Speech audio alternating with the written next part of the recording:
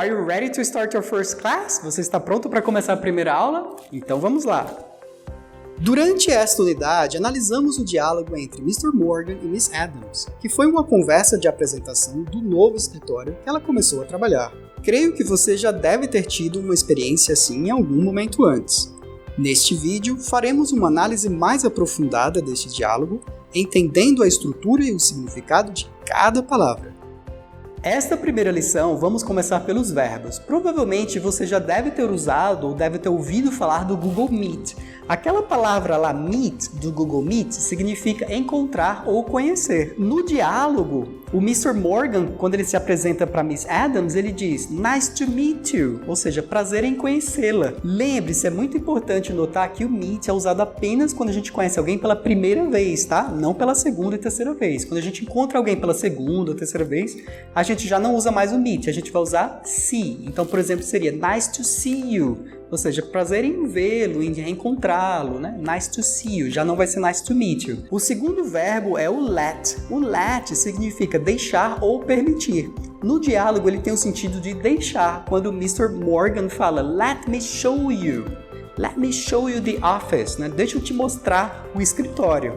Então lembra sempre, let quer dizer deixa. Por outro exemplo, eu poderia te falar, let me think. Deixe-me pensar, e assim por diante. O terceiro verbo é o show, que ele também usa nessa mesma frase. Let me show you the office. O show significa mostrar. Em português, aqui no Brasil, a gente está bem acostumado com a palavra show no sentido de espetáculo, né? Ele pode ser usado também nesse sentido, de espetáculo. Porém, aqui ele está sendo usado como um verbo. To show, significando mostrar. O verbo to look geralmente tem dois significados. Um significa olhar, no sentido de olhar prestando atenção para algo, ou também parecer. Então, por exemplo, eu posso dizer look at this, né? Look at that. Ou então, look at this computer over here. Ou seja, olhe para este computador aqui. No diálogo, porém, o look é usado no sentido de parecer. Quando a Miss Addams diz assim, it looks great. Ou seja, o escritório aparenta ser excelente, ótimo. It looks great. Okay? Então, look aqui significa parecer. O próximo verbo é o to have. Have, ele tem dois significados, geralmente. Ou significado de posse, por exemplo, I have a computer.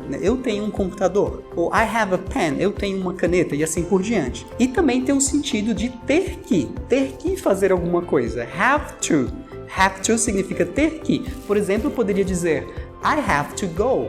Eu tenho que ir. Só toma cuidado com o have, porque ele não tem o sentido de haver ou existir, como se usa no português, por exemplo. Em português é super comum a gente falar tem um computador aqui em cima da mesa, tem uma caneta ali, tem um celular acolá. Mas em inglês não se usa have para isso, em inglês se usa there is. Então se você quiser dizer que tem um computador em cima da mesa, você vai falar there is a computer on the desk, ok? Nunca have a computer, certo? Nunca diga have a computer on the desk. Sempre vai ser there is a computer on the desk. Então só cuidado para não se confundir com isso daí. O último verbo que a gente vai ver nessa parte é o verbo to know. Lembra que a pronúncia aí desse K não existe, tá? Então faz de conta que não existe o K e você pronuncia só a partir do N. Então a pronúncia vai ser know. Know, to know, ou seja, saber ou conhecer. No diálogo, o know é usado quando o Mr. Morgan pergunta para Miss Addams. Let me know if you have any questions, ou seja, deixe-me saber, ao pé da letra seria deixe-me saber se você tem alguma pergunta, ou diga-me se você tem alguma pergunta. Vamos agora para a segunda parte da aula, que é a de vocabulário, vocabulary. A primeira palavra que temos na lista é o hi. Hi significa oi, simplesmente oi, hi. Uma maneira informal assim de cumprimentar alguém. Hi, oi. O segundo é o hello. Hello é literalmente olá. Todos os dois são muito usados no inglês o tempo todo. Hello também pode ser usado como alô quando a gente atende o telefone. Atender o telefone e fala hello. A próxima palavra é o yes, que eu acredito que muitos já conhecem, que é o yes de sim. A próxima é o no, é usado para negativa. Então, quando alguém te faz alguma pergunta que a resposta é não, simplesmente você vai dizer no. Por exemplo, do you know this address? Você conhece este endereço? E aí você vai dizer no, I don't. O sorry, ele é usado para pedir desculpas e também com um sentido de licença, também nesse sentido. Então, por exemplo, se eu me esbarrar em alguém, eu vou falar, oh, sorry, oops, sorry. que eu me esbarrei em alguém. Ou também eu posso usar quando, por exemplo, eu não entendi alguma coisa, eu quero perguntar para alguém para que repita. Eu posso, por exemplo, dizer, sorry, can you say that again? Desculpas, pode dizer isso de novo? A próxima palavra é o excuse me, que literalmente quer dizer licença, né? Excuse me, please, né? Licença, por favor. Excuse me, can you pass me the salt? Né? Licença, você pode me passar o sal? E assim por diante. A palavra seguinte é o good morning, que é bastante conhecido entre a maior parte das pessoas, né? Somente bom dia, né? Quando a gente chega de manhã para cumprimentar as pessoas. Good morning, bom dia. Good afternoon, que é boa tarde. Interessante no good afternoon que o after significa depois e noon significa meio-dia. Então, afternoon literalmente significa após o meio-dia. Então fica fácil lembrar aí o que é o good afternoon por conta disso. E em seguida vem o good evening e o good night. Cuidado para não misturar good evening com good night, porque good evening quer dizer boa noite e good night também quer dizer boa noite. E em português é a mesma expressão. Mas em inglês a gente usa good evening apenas para quando a gente está chegando em determinado lugar, para quando a gente está cumprimentando alguém. E na saída é que usamos o good night, quando estamos nos despedindo. Good night, goodbye, good night e assim por diante. Em seguida temos o goodbye, que é apenas o tchau, e também existe o bye-bye. O bye-bye já não é tão comum entre os nativos. Eu observei que na China, na época que eu morei lá, que eu fui professor de inglês lá, era muito comum os chineses falarem bye-bye, bye-bye, mas eu noto que os nativos geralmente não usam tanto esse bye-bye. Geralmente ou é goodbye ou então somente bye mesmo. O welcome, para dar boas-vindas, né? Então, welcome to the team, é o que o Mr. Morgan fala no diálogo. Welcome to the team, ou seja, bem-vindo à equipe, bem-vindo ao nosso time. A palavra seguinte é team, que significa um grupo, um time, um grupo de pessoas que trabalham em determinado lugar fazendo uma determinada coisa. Então, por exemplo, o time do escritório, a equipe de trabalho do escritório, então vai ser the offices team. Pode ser também the soccer team, ou seja, o time de futebol, né? Aqueles colegas de trabalho que trabalham simplesmente jogando futebol. Soccer team, time de futebol. Então lembra sempre, team vai ser o time, a equipe. Office é o escritório, office. Lembrando que esse O, ele é bem acentuado, né? Então você fala office. Working area é a parte do escritório, literalmente a parte do escritório onde as pessoas trabalham mesmo, onde tem os computadores, os materiais de trabalho, é o working area. E existe também o workstation, que literalmente significa estação de trabalho. Workstation é uma área mais específica, onde geralmente vai ter uma ou duas pessoas que vão trabalhar lá naquele canto, é o workstation. É o que o Mr. Morgan, por exemplo, fala no diálogo. This is your workstation, né? Aqui que você vai trabalhar. Em seguida temos o great, que significa ótimo, né? Great, e é o que a Miss Adams responde quando ela fala do escritório, que ela diz, it looks great, né? Ele aparenta ser ótimo, ela adorou o escritório, o ambiente do escritório, né? It looks great. Em seguida temos o here e o there. Here significa aqui e there significa lá ou ali. Então, por exemplo, quando o Mr. Morgan estava mostrando o escritório para Miss Adams, ele estava mostrando os locais e apontando, né? Here we have the meeting rooms. Aqui nós temos as salas de reuniões. There we have your workstation, por exemplo, né? Lá está a sua estação de trabalho e assim por diante. Em expressions, nós vamos ver nice to meet you, que já vimos anteriormente, só lembrando aí de usar o to entre o nice e o meet, ok? Sempre vai ter esse to aí, nice to meet you. E o nice to meet you too, esse to significa também, ou seja, prazer em conhecê-lo ou conhecê-la também, nice to meet you too. Em seguida temos o welcome to, então sempre lembra, após o welcome vai ser to, a gente vai ter o to lá. Welcome to the team, bem-vindo ao time, esse to aí significa ao, né, para ou ao. Welcome to the team. Welcome to the office, né? Bem-vindo ao escritório, né? Welcome to my house, né? Bem-vindo à minha casa e assim por diante. Welcome to. Outra expressão bastante comum também no inglês é o let me show you, ou seja, deixe-me fazer algo. E pode ser usado com diversos outros verbos. Por exemplo, let me know if you have any question, né? Deixe-me saber se você tem alguma pergunta, né? Conte-me se você tem alguma pergunta. Ou let me tell you this story, por exemplo. Deixe-me te contar esta história. Então, let me tell you. Então, lembra que esse show pode ser substituído, o verbo show pode ser substituído por qualquer outro verbo. Let me, verbo you. Let me tell you, let me show you, let me know if you e assim por diante. Em seguida, nós temos o this is, comumente usado no inglês quando estamos mostrando algo para alguém. Por exemplo, no diálogo, Mr. Morgan fala, this is your workstation. Ele está apontando e mostrando para ela, this is your workstation. Ou seja, este é o local onde você trabalhará. This is. Lembrando que o this, em inglês, ele é neutro. Ele tanto pode ser usado para o feminino quanto para o masculino. We are happy to, ou seja, estamos felizes de, ou estamos felizes em. No diálogo, Mr. Morgan fala, We're happy to have you here. Estamos contentes, estamos felizes em tê-la aqui. Lembrando também que isso daí é neutro, tá? Pode ser, estamos contentes em tê-lo aqui ou em tê-la aqui. We're happy to have you here.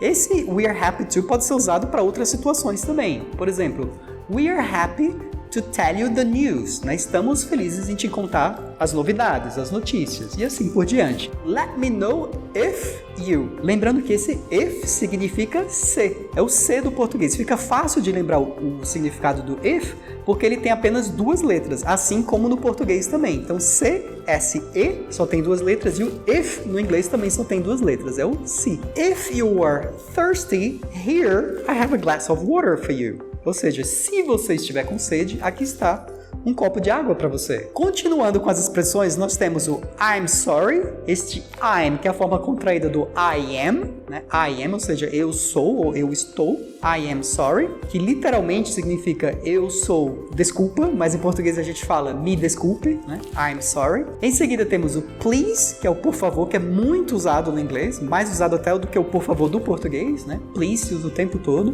Por exemplo, please, how can I get to the post office? Né? Por favor, como eu posso chegar até os correios? Né? Outro exemplo com please poderia ser please, how can I say this in English? Ou seja, por favor, como eu posso dizer isto em inglês? Temos também o how are you, que significa como você está, né? How are you? Né? Literalmente, como está você? How are you? Thank you, que é obrigado. You're welcome é a resposta para o thank you. Então, quando thank you significa obrigado, you're welcome é o de nada ou por nada. You're welcome, que literalmente significa seja bem-vindo, né? Mas nesse caso, nessa expressão, quer dizer de nada ou por nada. You're welcome. Então, in person significa pessoalmente, como a gente fala em português, ou cara a cara, fisicamente, né? Quando a pessoa está ali em contato direto com você. In person, nice to meet you in person, aqui, agora. Over here e over there. Assim como também se usa aqui e lá, também se usa over here e over there, que seria mais ou menos como por aqui ou por lá, ou simplesmente pode se traduzir somente como aqui e lá. Muito comum usar em inglês isso também. Então, por exemplo, o Mr. Morgan fala over there we have the meeting rooms. Ali estão as salas de reuniões. Over here we have your workstation. Aqui ou por aqui está a sua estação de trabalho. Vamos começar agora o grammar, ou seja, a gramática, e vamos começá-la com os personal pronouns, ou seja, os pronomes pessoais. Em inglês eles são o I, you, he, she, it, we, you e they. Então, por exemplo, se eu quiser dizer I é o eu, you, você ou tu, he, ele, she, ela, it. Ele é neutro, o it pode ser tanto he quanto she. O it é muito usado para coisas e animais. We, que é nós. You, é o vocês. Presta atenção aí que a gente vê na conjugação, nos personal pronouns, a gente vê o you duas vezes. Então tem you lá em cima, logo abaixo do I, e tem you lá embaixo, logo acima do they. Esse primeiro you é no singular, quer dizer você ou tu. Já o segundo you é o plural, que é vocês, ou vós. Então lembra disso aí. Apesar de ser a mesma palavra, o you ele pode ser tanto singular quanto plural. Tanto pode querer dizer você, quanto também pode querer dizer vocês. E o they, que é eles ou elas. We quer dizer nós, né? E o they é eles ou elas. O verb to be, em português, significa ser ou estar. Em português temos dois verbos, em inglês usamos apenas um verbo, que é o verb to be, o verbo to be. Vamos saber a diferença apenas pelo contexto. Então, por exemplo, se eu disser he is tall, significa ele é alto. Mas se eu falar he is here, eu estou dizendo ele está aqui. Então, notem a diferença desse is, do he is, tanto pode ser ele é, quanto ele está. E a gente só vai saber isso pelo contexto da frase, pela frase inteira, que a gente vai perceber. Na conjugação, nós temos o I am, ou seja, eu sou, e na forma contraída fica I'm. Depois temos o you are, você é ou você está, e a forma contraída chama-se your, a pronúncia é your. Em seguida temos o he is, que significa ele é ou ele está, na forma contraída fica his. Depois temos o she is, na forma contraída é she's, que significa ela é ou ela está. Depois temos o it is, na forma contraída fica its, que também significa ele ou ela, como a gente explicou antes. We are, na forma contraída we're. que significa nós somos ou nós estamos. Em seguida, you are, your, vocês estão ou vocês são. E they are, eles são ou eles estão. Vamos ver agora mais alguns exemplos usando o verbo to be, principalmente para distinguir a diferença entre o ser e o estar. Por exemplo, quando eu digo I'm at home, em português eu estou dizendo eu estou em casa. Então esse I'm at home é estou, do verbo estar. Porém, quando eu digo I'm a dentist, eu estou dizendo eu sou um dentista. Então o primeiro I'm quer dizer estou e o segundo I'm significa sou. Outros exemplos bem práticos. He's busy. Ele está ocupado. Porém, he's tall. Ele é alto. Dando continuidade, vamos focar agora no uso do to, que ele é bastante comum entre um adjetivo e um verbo ou entre dois verbos. Por exemplo, no diálogo a gente tinha nice to meet you. Então, entre o nice e o meet, sempre lembre-se que vai ter o to lá. Nice to meet you. Em seguida, nós temos também we are happy to have you. Então, antes do verbo have, a gente vai ter o to também. Há algumas exceções que não usaremos o to, mas, por enquanto, não veremos aqui nesta aula. Vamos focar apenas no uso do to. Temos outro exemplo, que é welcome to the team. Bem-vindo ao time, bem-vindo à equipe. O very, que significa muito, ele é usado para enfatizar um adjetivo. Por exemplo, it's very big. É muito grande. Não só grande, mas muito grande. It's very big. Que é o que a Miss Adams fala no diálogo. The area is very big, né? Ou seja, aquela área é muito grande, very big. Também temos outro exemplo. They are very busy, ou seja, eles não estão só ocupados, eles estão muito ocupados. Very busy, então significa muito ocupados. Apenas preste atenção com adjetivos extremos, como por exemplo, great ou fantastic. Great significa ótimo. Então, se a gente fala very great, fica muito redundante, não soa bem. É muito ótimo. É como em português também não se fala muito ótimo, se fala apenas ótimo. Então, por exemplo, a gente pode falar very good, muito bom, very good, mas não se fala very great, ok? Se fala apenas great. Vamos ver agora mais alguns exemplos usando let, como eu havia mencionado antes. Então, por exemplo, podemos dizer let me show you, deixe-me mostrar, ou deixe-me lhe mostrar. Let me know if, deixe-me saber se. E um outro exemplo que não tem no diálogo, que eu coloquei aqui para vocês, é o please let me explain it. Né? Ou seja, por favor, deixe-me explicar. Please let me explain it. E eu coloquei esse it aí, porque no inglês sempre a gente vai usar o it. No português a gente fala deixe-me explicar e pronto. Mas no inglês se fala let me explain it. Ou seja, deixe-me explicar isto. Outro exemplo que não tem no diálogo, usando if. Tá? Vamos focar agora no if. Let me know if you have time today. Ou seja, deixe-me saber ou conte-me se você tem tempo hoje. Let me know if you have time today. Mais um exemplo usando if. Imagina que você está no escritório e tem um colega de trabalho que está ali do teu lado e você quer mostrar um e-mail para ele. E aí você pode dizer para ele, if you look here, I can show you the email. Ou seja, se você olhar aqui, eu posso te mostrar o e-mail. Se você olhar aqui na minha tela, eu posso te mostrar o e-mail que eu te falei. Então, if you look here, I can show you the email. Vamos ver agora algumas das principais diferenças entre o inglês britânico e o inglês americano, principalmente no sotaque, que se chama accent. Então a gente tem o pronunciation, que significa pronúncia, e o accent, que é o sotaque. Então a pronúncia pode ser a mesma em países diferentes, porém o accent, o sotaque, ele vai variar. Algumas das principais diferenças entre o inglês americano e o inglês britânico no sotaque, ou seja, no accent, está nas letras R, T e A. Vamos ver alguns exemplos aqui. Por exemplo, morning. No inglês americano se fala morning. Eles enrolam esse R, enrolam a língua no R. Então é morning. Já no inglês britânico é morning. É como se o R não existisse lá. Então é morning. Então no inglês americano, morning. E no inglês britânico, morning. A mesma coisa para person. No inglês americano, de novo, eles vão enrolar a língua e vão falar person. Porém, no inglês britânico vai ser person. Person.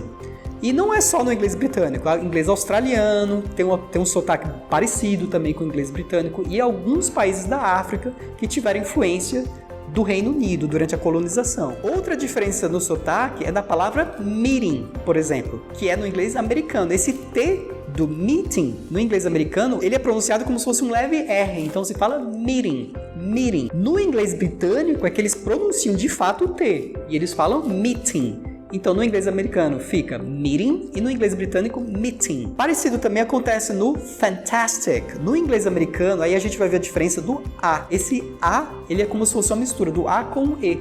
Então fica fantastic, fantastic. Porém, no inglês britânico, o A, ele é um A mais parecido com o do português. Então fica fantastic, fantastic. That's all for now. É tudo por enquanto. Espero que você tenha aproveitado bastante esta aula. Caso você ainda se sinta inseguro em expressar algum desses conteúdos, recomendo que assista esta aula novamente amanhã ou outro dia para reforçar seu aprendizado. Goodbye for now and see you next class!